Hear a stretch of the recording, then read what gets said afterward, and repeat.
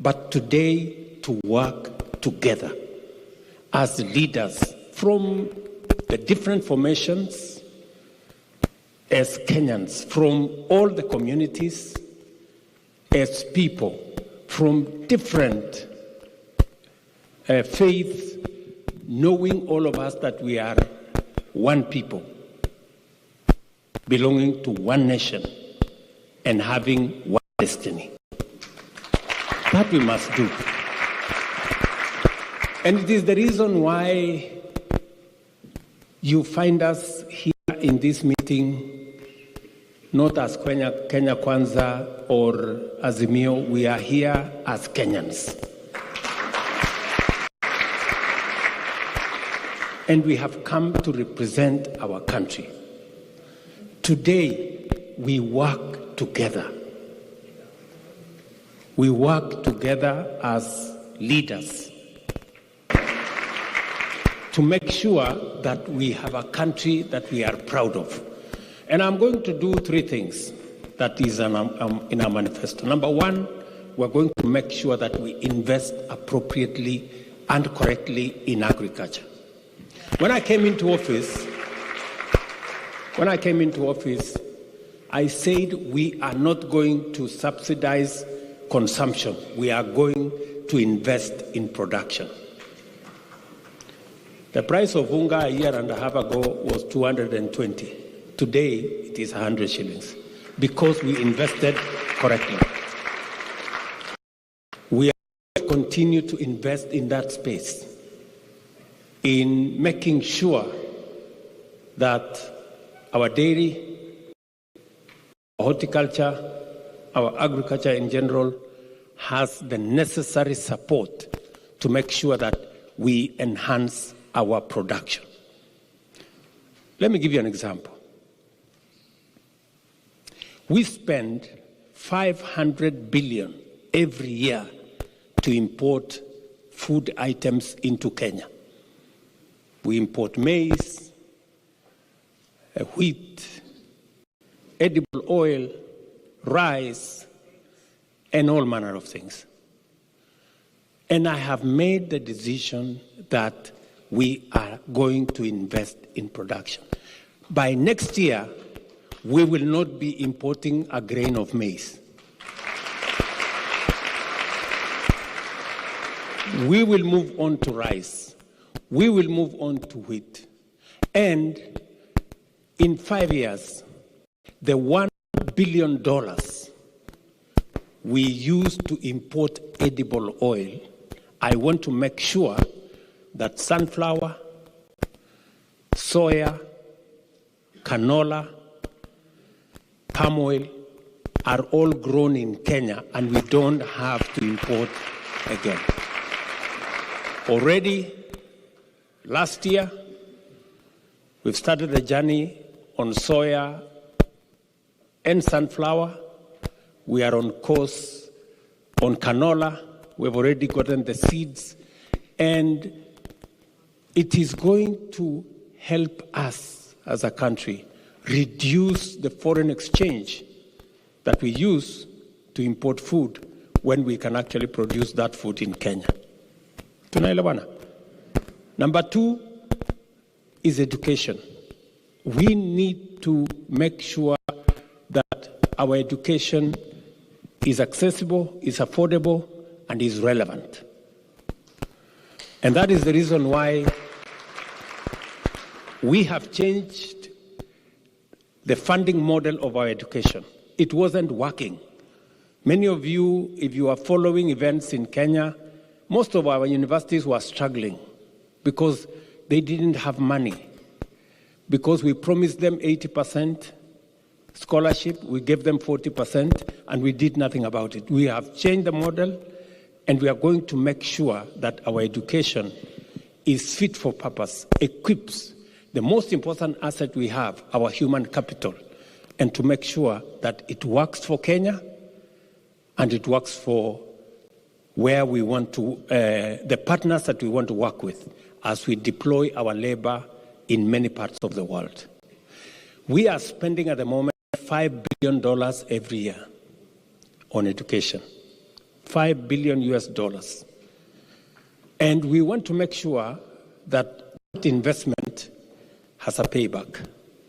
So we are sorting out education, making sure that our education, as I said, is accessible, is affordable, and is relevant. Number 3, I'm talking about cost of living. Number 3, we are going to make sure that we deal with our health delivery mechanism. Why?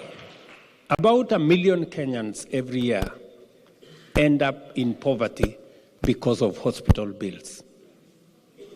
I know many of you guys seated here, occasionally you are asked to pay hospital bills.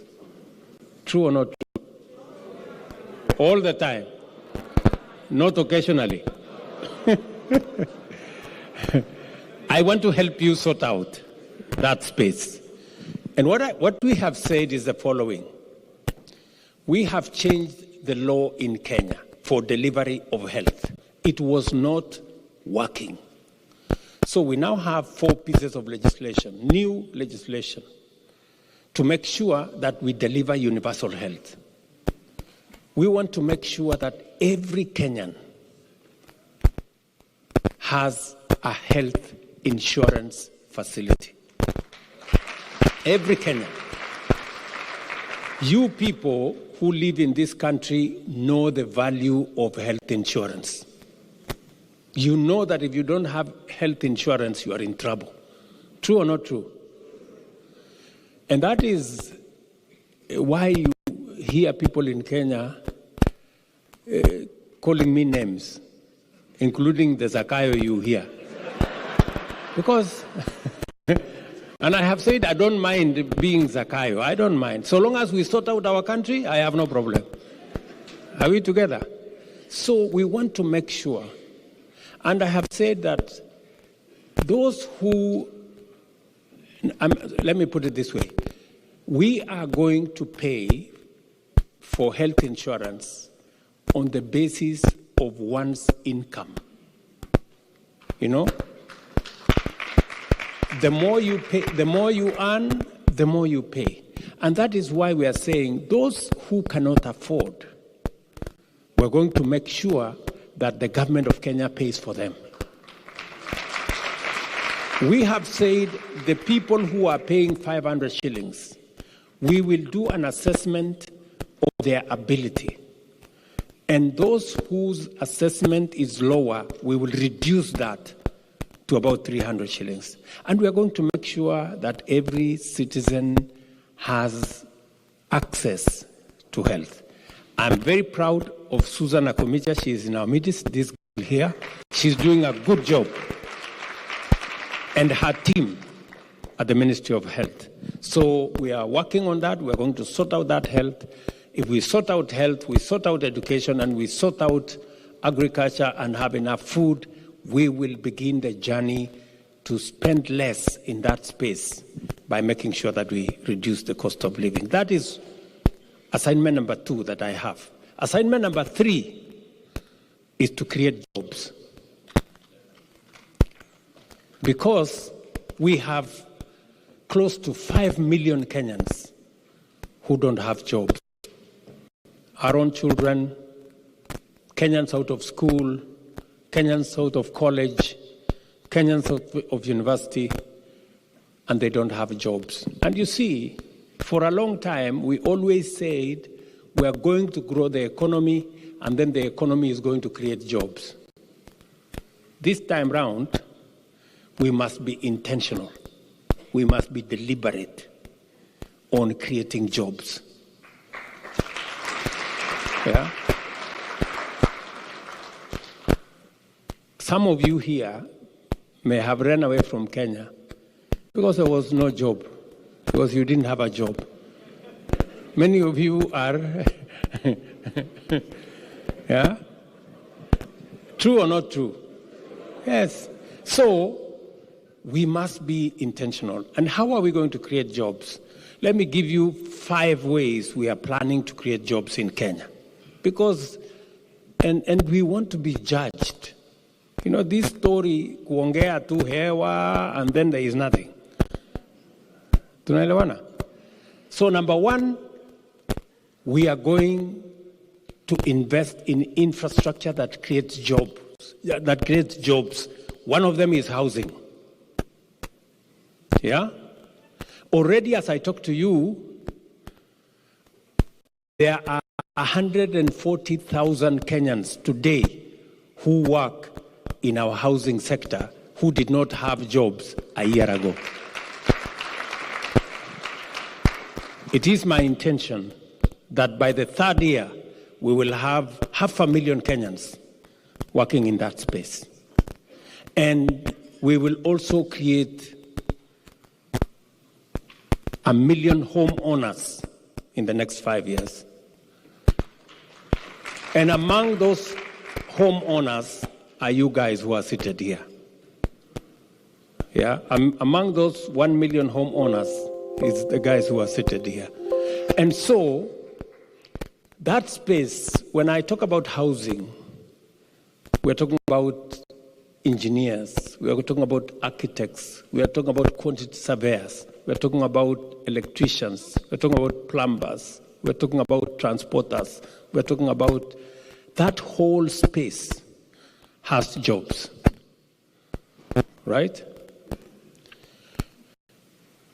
Number two, you had peers here,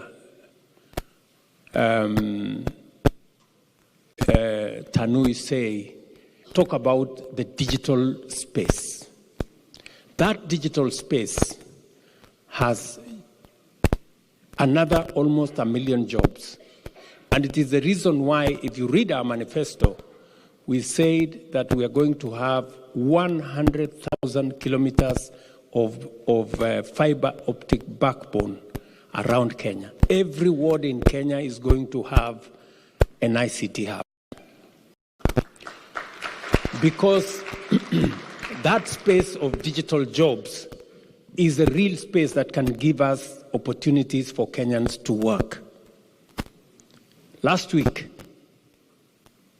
I'm not talking about last year, I'm not talking about last month, I'm talking about last week. I was in Ruto, where we were commissioning a BPO that is going to hire 5,000 Kenyans. One BPO. The same facility, and they're going to be doing online jobs. That particular BPO by CCI has JetBlue, AT&T, all American companies. Kenyans will be working from Ruto for American companies here. That same company in the next 2 years will be hiring 20,000 Kenyans. That one company called CCI. And we have many of them who we are working with so that we can create those spaces, not just in Nairobi, not just in Ruto, but all the other towns in Kenya. Because in the admission of the director of CCI, he said that working with Kenyans, they work in many countries, but they have the best human capital in Kenya. So while others have gold and what, we have the best jewel that anyone can have, our human capital. And we must leverage on it to drive our economy. Number three, you heard my peers here talk about this, what she's doing with the diaspora. We are in the process of signing 19 bilateral labor agreements with different countries. We just concluded a bilateral labor agreement with Germany. Rosalind was in Germany. Are we done? We are done. Yes. And they have promised us 250,000 jobs. We have 19 others that we are negotiating. I am very happy that you have given me an assignment that when I meet President Joe Biden of America, you have told me you want H1A and H1B and others. Okay? That's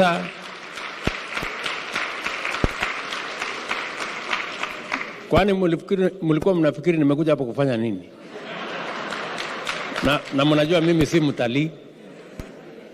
Si mmenipatia assignment. Sasa hiyo ndio kazi nimekujia.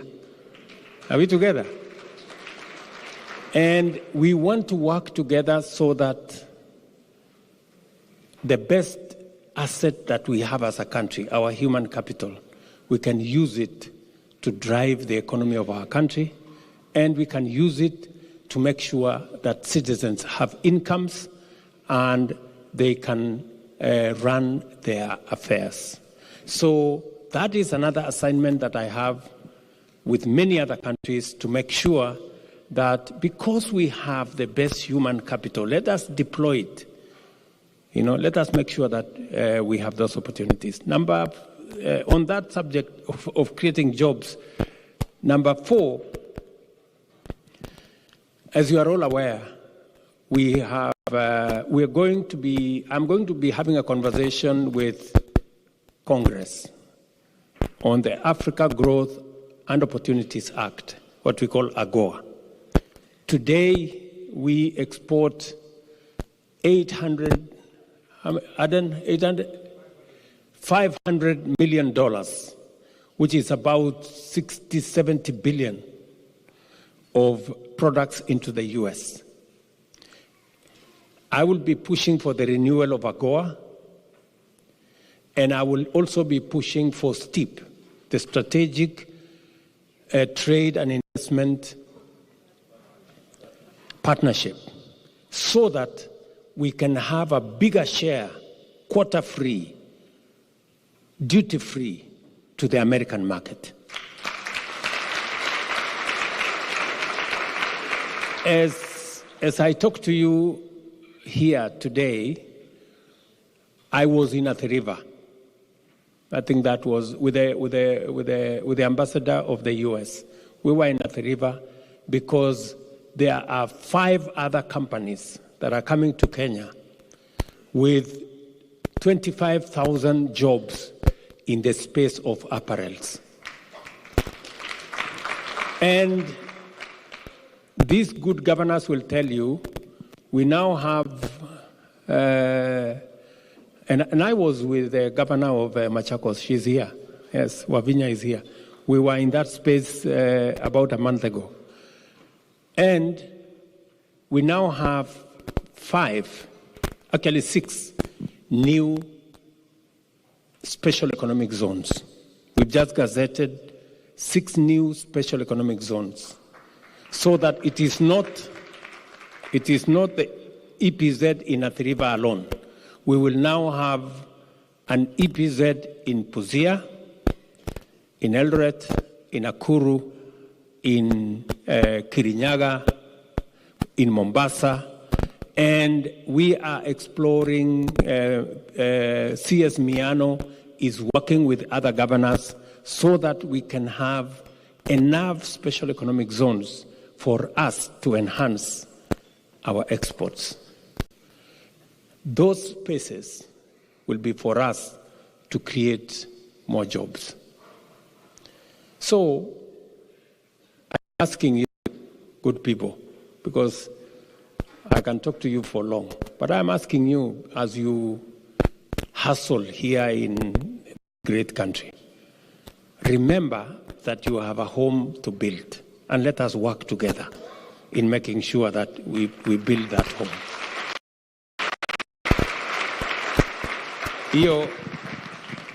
Hiyo kazi tutafanya pamoja. Nyinyi mko tayari tufanye hiyo kazi jameni? let me conclude by saying that I think those are the things I wanted to say. Let me also say this one more thing, that actually two more things, that for us to be able to do this, we must develop two things. We must develop a culture of saving so that we reduce on the money that we borrow. Let me tell you this. We spend close to 800 billion shillings every year in paying monies we borrowed from others. I wish we were paying that 800 billion to Kenyans who have saved, and we are borrowing their money to drive our economy.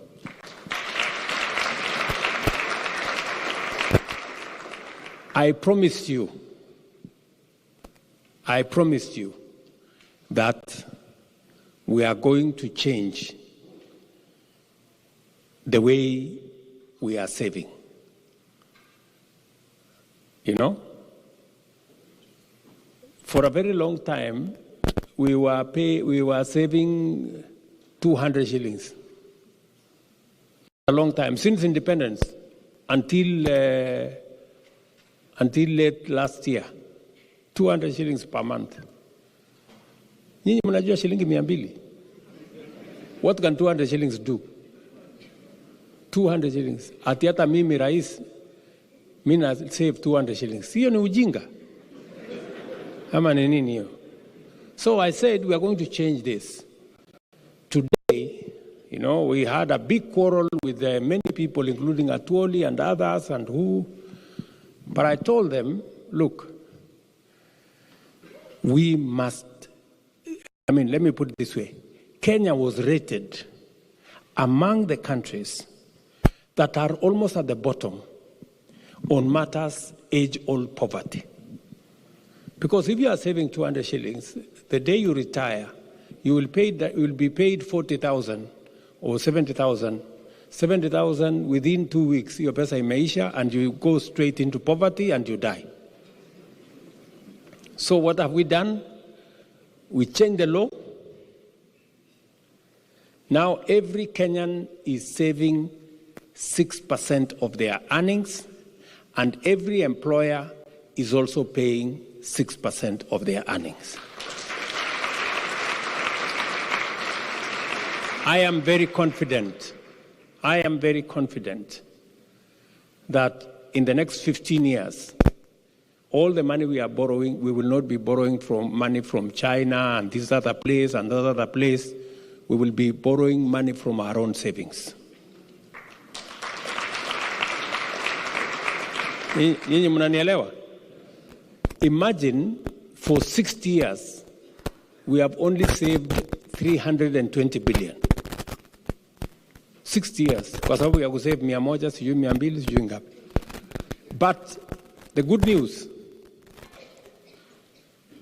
in the next 4 years, maybe less, maybe 3 years and some months, we will have doubled the money we have saved for 60 years. We will double it in 3 years.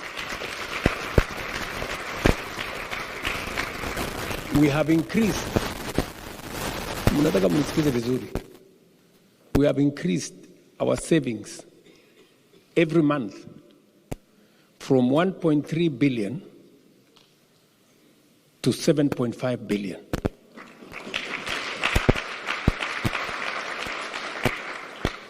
And there is no miracles required, and there is no magic required.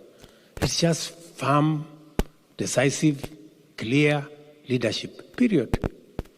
Hakuna miujiza inatakikana. We just need to make the right decisions. The other thing which I want you to help me with is to ask us as Kenyans, the responsibility to build Kenya is ours. We are the people responsible for Kenya. Kenyans are the people responsible for Kenya. This country, you have seen the roads in this. Sasa nyinyi mnafikiri ati Kenya itajengwa na wa Chinese ama itajengwa na Wamarekani? Sisi ndio tutajenga. So tafadhali, you people who have a payslip here, payslip yenu iko na mlolongo ya taxes ama hakuna? Na ni fupi ama ni mrefu? Alafu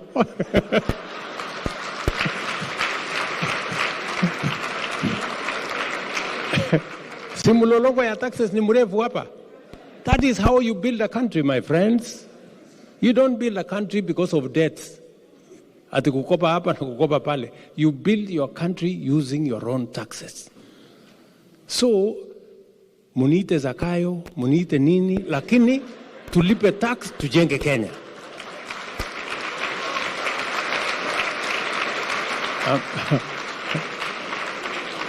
Ama mnasemaje? Tuko pamoja?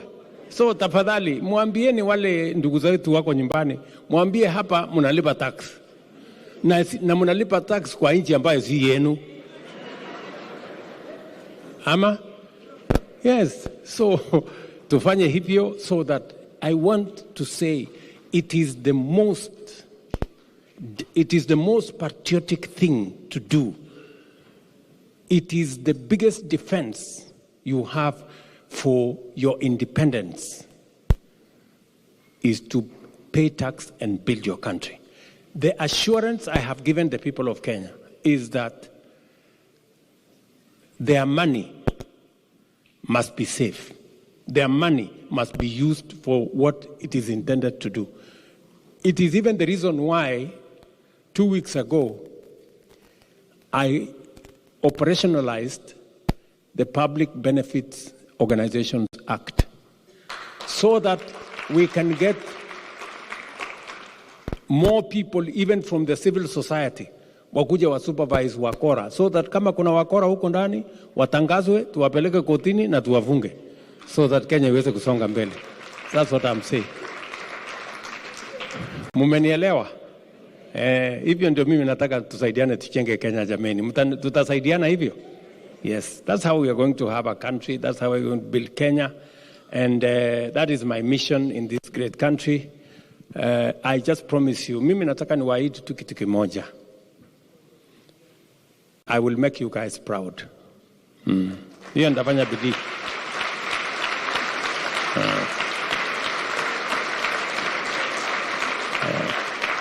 Ndasukumana kabisa na hii kibarua, ndasukumana mbaya sana. So otherwise I want to say to appreciate the invitation by President Joe Biden and the American people to me. I know it's a great honor that I become an African state, head of state to receive such an invitation in almost 2 decades. It shows the strength of the partnership between Kenya and the US, and it also demonstrates the respect that the US has in the people of Kenya. And therefore, I want to say I am very proud that I am here this evening. If you find me a bit not very coherent, it is 4 a.m. at home. Sasa naongea lala,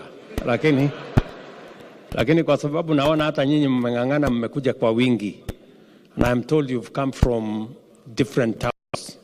I really, really want to appreciate that you have found time to come and share these moments with me. And I want to assure you that as a team, we're going to work hard. We're going to make sure that we make a difference in our country. So, and we need your support. Maybe we are beginning to the early stages. Maybe in a year or so, we might have an opportunity to have a diaspora bond, so that you people can invest. Sindio? Already you know the Nairobi Stock Exchange, if you don't have the news, it was the least performing, but today it is the best performing in the world, Nairobi Stock Exchange. So kama uko na marupurupu kidogo, utajua vile ya kufanya. Si ndio? There is a good investment opportunity back at home. So otherwise, I know many of the other issues will be answered by Roslyn and her team at the Diaspora Department. They're doing a good job. I know many of you consular services, I know sometimes you ask about taxation back at home. I want to assure you that the law in Kenya today gives you a tax rebate. If you are paying taxes in America, those taxes you pay here, we will not require you to pay at home.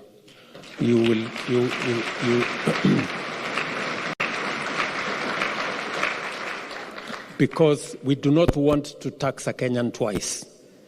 If you have paid here, you cannot pay there. That is how we have changed the law. But we want you to come home so that you can come and pay taxes at home so that we can. So otherwise, I am truly grateful for the moments that we have shared today. I can answer one or two questions because I know there is a meal before us, and I am hungry and sleepy. So you can see that combination is not very good. So, but I can take maybe one gentleman and one lady some questions. Yes, there is a gentleman there in a maroon shirt and a nice tie. You can say something. And then the lady, you are not the lady, there is a lady there, yes. Stand up, lady there. You can stand up, madam, yeah. Haya, uliza maswali, boss. Mr. President, I'm honored to be in your presence. My name is Tom Mongosi. I am from New York. But I am a very, how can I say, I'm a diaspora farmer. In that, I mean, I do a lot of acreages in Narok for wheat. But I know, I'm not too sure, but I know it came to your attention that this planting season, I lost over 250,000 on fake fertilizer, which was sold to us by the National Cereal and Produce Board. So from your office and from the ministry that is standing in for agriculture, as farmers, we are suffering on this end of getting things that really, I'm not sure if the government knows or the government has party to it or what it is that you need to tell us as farmers, because I'm trying to fight for my refund of all the almost 100 bags I got for fake fertilizer. I will answer you right away. Number one, we asked every farmer who bought fertilizer that was finally identified not to be good to register, and 7,000 farmers registered. And already we have started compensation of every farmer. You will get equivalent fertilizer without having to pay. Every farmer. That is number one. That is number one. And number two, we have taken the managing director of Cereals Board and all his team. They are now waiting for prosecution. We have already sent them out of office, and we are going to deal with them firmly and conclusively. Are we together? So we will not only refund you, we will not only give you, replace your fertilizer, but we are also going to deal with the crooks. Yes, let me, the lady. I want to tell you, thank you so much for coming to Atlanta, Georgia. We are very excited to have you here. To introduce myself, my name is Jonelle Carol Menifee. It's my mother and partner, Carol Menifee. And we represent Solar Time USA. And we have a company in Kenya called Nice Solar Time Kenya. And our focus is mainly solar. Excuse me, madam. Your English is a bit...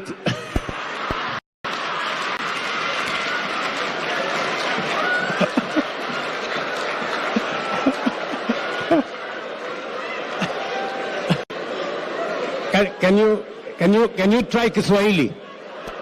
Maybe.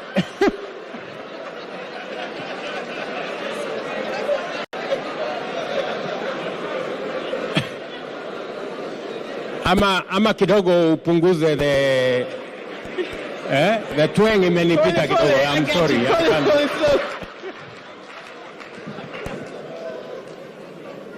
Very interested in rural development when it relates to farmers, when it relates to underdeveloped communities. Is that slow enough?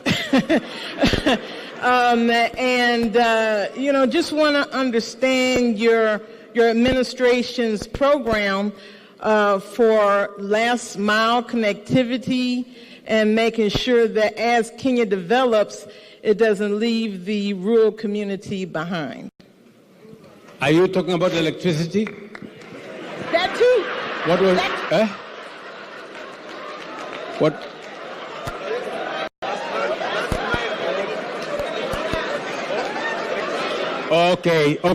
Okay. Sorry, I had to get some translation. I now know what you want.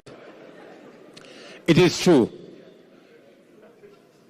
It is true that we have a program on electricity and the last mile connectivity. And it's a program that we have worked on for the last 10 years. And in fact, in 2013, the number of households that were connected to electricity were 2.3 million. Today, we have 10 million households connected to electricity. And this year, in our budget this year, we have 12 billion shillings that is going to go towards that program of last mile connectivity. I agree with you that is a very important program, and it gives us an opportunity to connect more homes, especially now that we are moving into a digital space. We are digitizing government services, and therefore it is necessary for citizens to have means of charging gadgets that they can use to access government services. So we have a plan, as I have told you, that's already funded in our budget.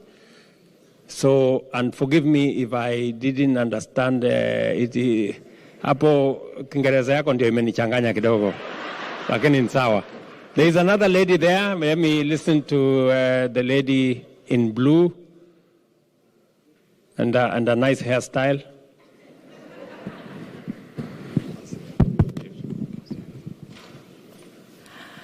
Good evening. Thank you very much, Mr. President, and Her Excellency, the First Lady. All protocols are observed. My name is Mbula Musau. I'm from Nairobi, Kenya. I'm very happy to be here in Atlanta with the coffee delegation. I work in coffee. And I was very happy to hear you talk about the reduction of imports of certain products that Kenya imports. And I'm here just to, I know that you're doing a lot of work on coffee reforms in Kenya, and we truly appreciate you. We're supportive of the power that's going back to farmers and to growers so that they can earn more from what God has endowed us in coffee.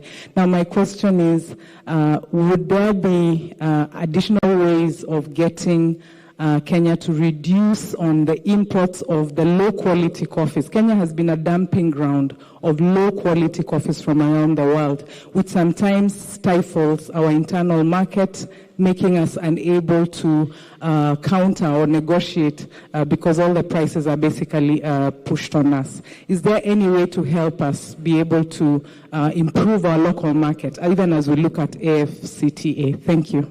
Thank you very much. 3 things that we are doing. Number 1, in the next cabinet meeting that I'm going to have, we will be approving a write-off of 6 billion Kenya shillings for coffee farmers so that we can reduce debts on coffee farming.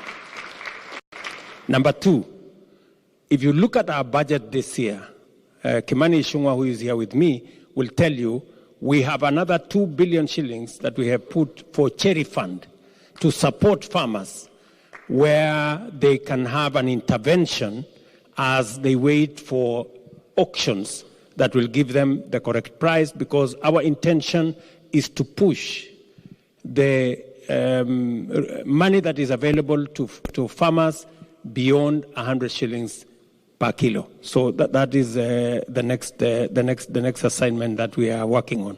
Number 3 is that we are going to be working on incentives to make sure that our coffee, our premium coffee, is marketed appropriately, efficiently, globally, because we have some of the best coffee anywhere in the world. So those are the 3 things we are doing in the coffee space. Thank you very much, Mbula. We have a gentleman in a bishop. We have a bishop there. Please, 1 minute, Bishop. Yes, Your Excellency, thank you very much. A year ago, I wrote a book about you, and my efforts to present this book to you have been fruitless. Okay. Kindly allow me to present it to you. Thank you. Okay, thank you very much.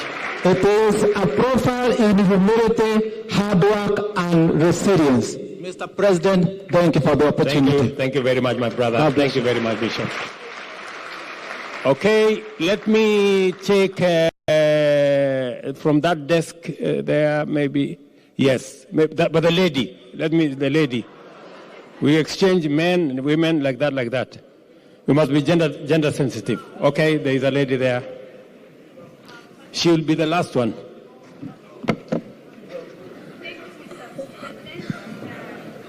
Yes.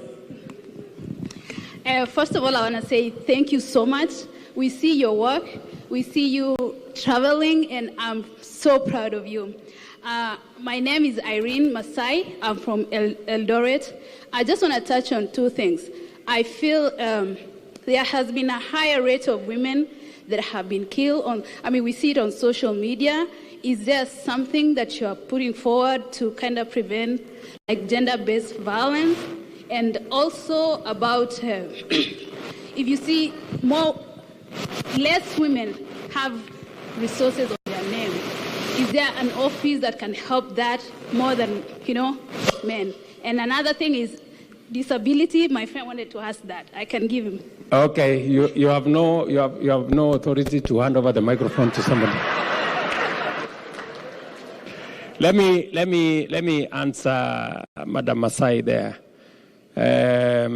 Yes, there has been at some point an upsurge of femicide in Kenya, and we took steps as government to make sure that facilities, especially Airbnb facilities that were the main epicenter of that exercise, we've put in new regulations to demand that such facilities must have a record of who frequents, who uses those facilities, so that we can, and we've also insisted that there must be CCTV cameras to make sure that it is clear and known who is using what facilities. Ever since we took the steps as government to secure those places, and also we have sensitized citizens to make sure that they don't deal with people who they don't know who they are.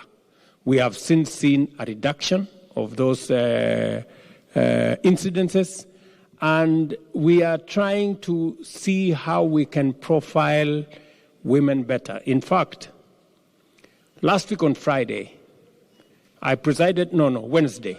Last week on Wednesday, I presided over a pass-out parade of our military. And we had, for the first time, the highest ever women who graduated as military officers, 1,020 women. We also want to populate the security space with women so that they can genderize security and make sure that we facilitate more women to play a role in that space. And finally, I have a gender advisor in my office at the level of at the level actually of minister in my office, and we are working together to see how we can influence policy, we can change programs to make sure that they are gender sensitive, because it is in any case a requirement of our constitution. Thank you very much. Okay. I don't want to be... this gentleman has put up his hand from the beginning. Give him a mic. This good gentleman. Yes. And please, just one question.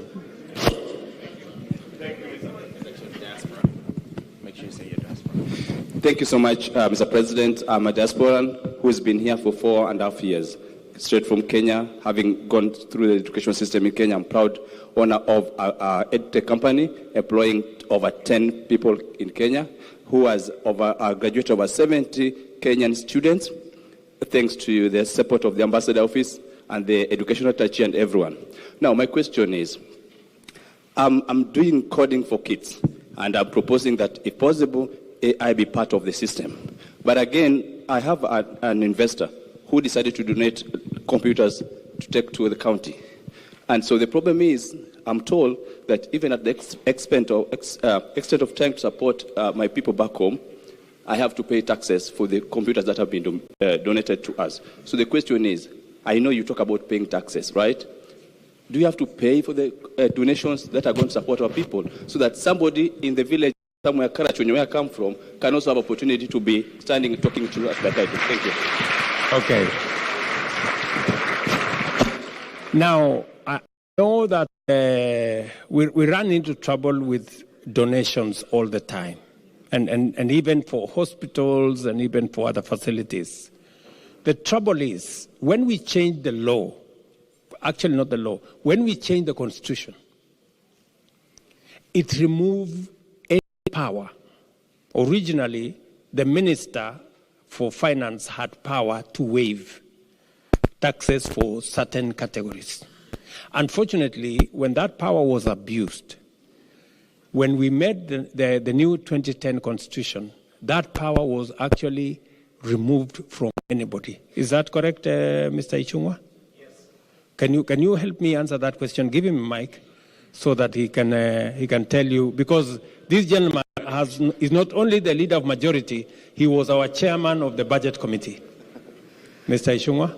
Thank you, Excellency. It's indeed true that the Constitution does not allow the minister now the latitude to amend any tax laws. That can only be done by the institution of Parliament through the famous finance bill. So if there was any exemption that would be given, it would only come through the legislation, through an institution, not an individual. So that's the trouble we have for now. Well, maybe it was an overkill by the makers of the Constitution of Kenya, but they wanted to protect abuse of those powers that were being used to favor individuals from friends and things like those. So that is the trouble we have with that. But that should not discourage you from doing what you have to do, and we will see maybe PS Tanui and your team. You may want to see what can we do to facilitate people who want to assist us. The other problem that we also have is we have a big challenge also of e-waste. So we will have a problem if we bring computers that after a year or so will be obsolete, and then it becomes our problem to dispose them. So hapo iko kuchanganyikiwa kidogo, so we will know how to deal with it. Sasa nyinyi kwani tutalala hapa ama tutafanya namna gani?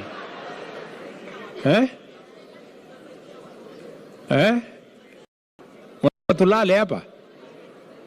So who will huyu mrembo amesimama hapa na kofia. Amesimama for long. And then who else is going? Let me take two. The gentleman behind there and that other gentleman behind there, finito. Yes, madam. Okay. Iko watu bahali yake ya bandera pande hiyo. Aya. Madam.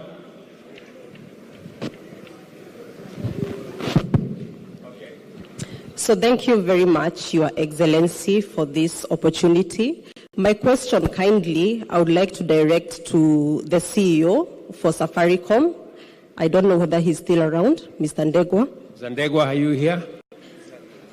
Yes, Ndegwa is right there. So now, my name is Washeke, and I'm the founder of Data Networks Learning. Data Networks Learning is a tech bootcamp registered in Arizona, and we are training currently on, the tech courses in analytics, in analytics with machine learning, data engineering, business analysis, and artificial intelligence. So we are training globally, Mr. Ndegwa, and my question is, regarding those students who are training online from Kenya, is there a way that maybe Safaricom can give them the corporate exposure, maybe through internship, and then from those internships, maybe they can gain the right technical skills to be even absorbed by the market? So I've kindly directed this question to Mr. Ndegwa, being the CEO of one of the biggest ICT company in Africa. Thank you. Okay, Mr. Ndegwa, you have some. Let me say the following, just to contextualize what my sister is saying, and even in what Ndegwa is going to say. The tech space, you all know that space is a space where Kenya has a lot of traction. We have a lot of innovators. We have a lot of creatives in that space. And just for your information, among the agreements we are going to be signing day after tomorrow is a $1 billion investment by Microsoft in Naivasha for a data center. Yeah, for a data center that is not only going to be used by Kenya, but by the region, working with G42, which is a UAE company. So the space around tech, we are really ahead, but I don't want to. Peter, you can. Yeah, thank you. Thank you, Your Excellency. So a couple of things. So I think I think first I want to acknowledge that the President is the biggest supporter in terms of driving ICT as the accelerator for our economic and social development in the country. And part of that is actually developing talent. So very happy we have partnered with about 15 companies to get internships, training, or in the areas you are talking about. Happy to and also for any diaspora who is in this area, we are very, very happy to support the actual skill building in this area as part of our own social and economic support of a very, very important part. In any case, they will benefit our organizations and our country. Thank you very much. I am informed that we have run out of time. So I want to say to all of you, you guys are very good. Asante sana. God bless you. And I love you guys very much. God bless.